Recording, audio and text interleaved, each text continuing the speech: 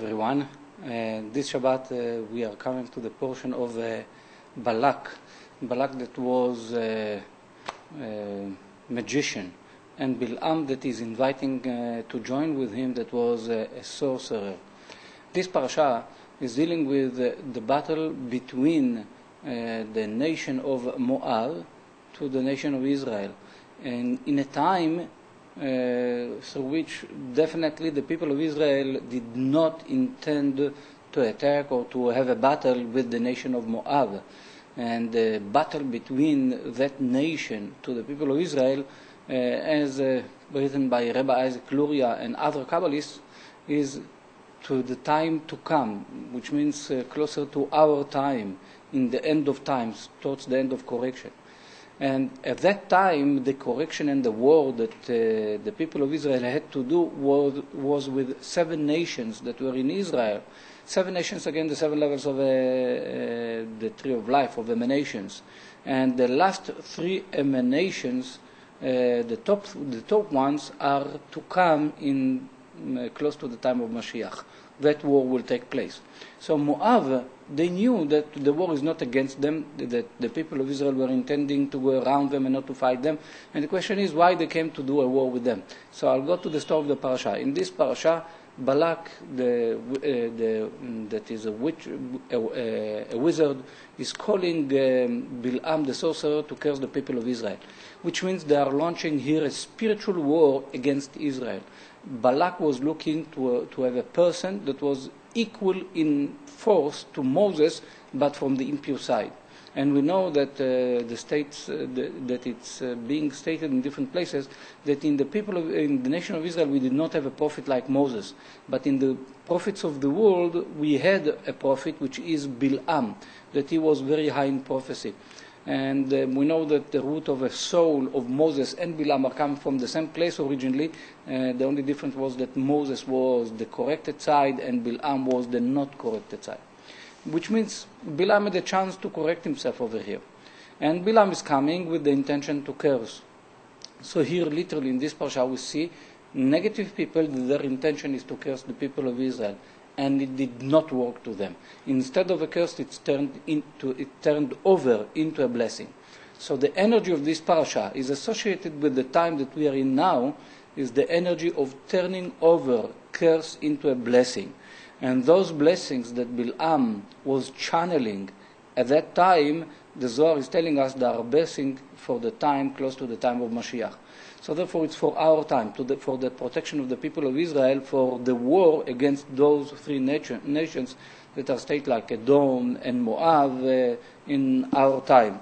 As it states over here, the Rabbi Isaac Luria is saying that the 7 nations were 7 shells, 7 levels of negativity, that all the pure system went out of them, all the pure sparks of light went out of them, therefore they died, those 7 nations.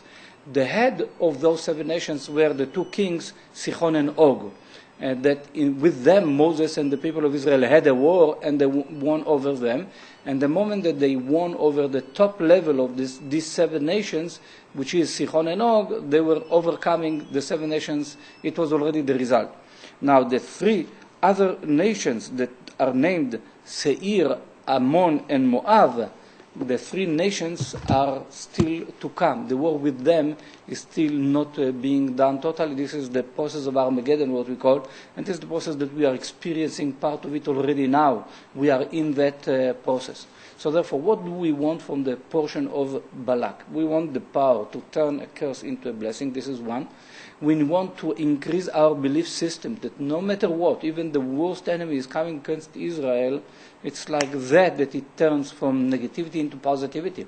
And we need to have that belief system. It's not that we need to be passive and not to do anything, but we need to understand it, that the nation of Israel is standing on for all those thousands of years, not just because of our wisdom as we think, or because that we are a special nation. It's because that God wanted us to stay. It's a miraculous process. It's not a logical process. We are in a nation of God. And we have a job, not just for us, a job to enlighten all the world, not just ourselves. This is why in the prophecies, Bil'am is giving a prophecy what would be at the end of days, and he's telling to the king of Moab, I'm going to tell you what this nation is going to do, the nation of Israel is going to do to your nation at the end of days. So we need to understand that the battle is already won to begin with. And the way to win that battle, to manifest that battle, it's not that if we have just a sword to win the war, because the war that was done then, that they wanted to do with them, was a spiritual war. And again, the war in our time is a spiritual war, because if we are not united among us, the tribes of Israel, the people of Israel, this is a spiritual war. There is like spiritual forces that are causing us to think in a different way, but not to respect one another's opinion and still to be united in the big picture. When we are not united, this is when that negative force is disturbing us and weakening us. This is why the real war is a spiritual war.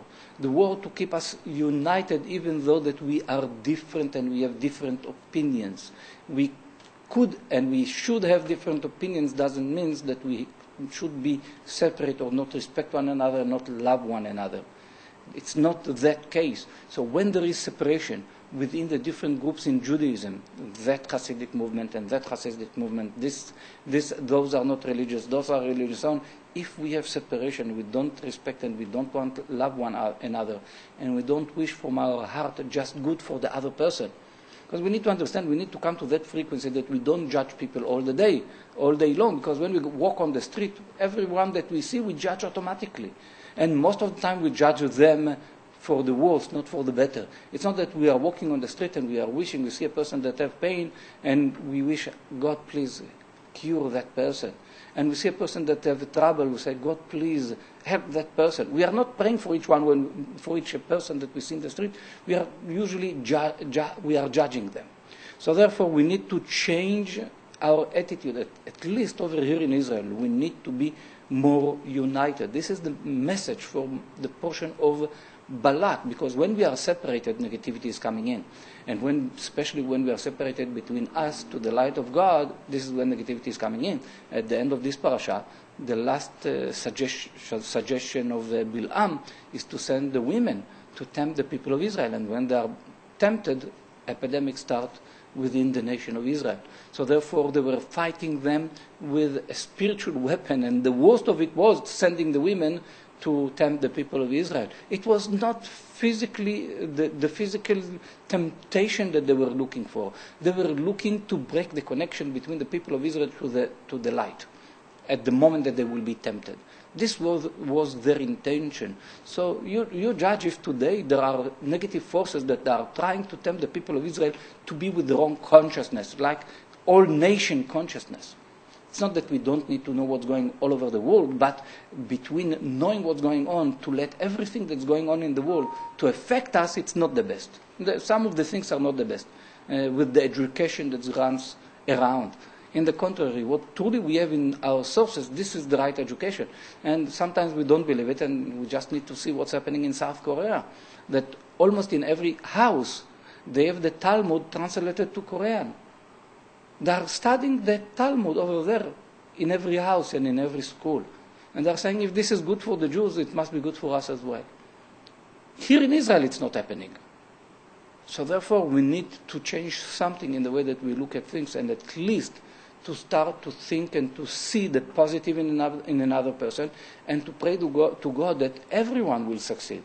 When someone else is succeeding spiritually and physically, it's not instead of is taking anything from our success, because there is enough room for everyone in this world, and there is enough blessing for everyone in this world. So therefore, Parashat Ballak is coming to teach us that the real war that the people of Israel has is the spiritual war, because this is what Ballak is doing. He wants to fight on the spiritual level. And when he didn't succeed to do it with curses of Bilam was trying to send the evil eye upon the people of Israel. And when this did not work for him, he sent the women. So just think about this. How many Jewish men are going to non-Jewish women all over the world today? And what it is doing to the connection between us to the light of God. Just think about that. This is the spiritual war that's happening around that. It's coming in a cover of temptation. And we are justifying it in different ways. So God willing that we will have the strength to overcome this spiritual war that's trying to take us down as a special nation, the nation of the book, Am HaSefer. We want to reveal that light to everyone, God willing. So Shabbat Shalom to everyone, and have a nice week as well.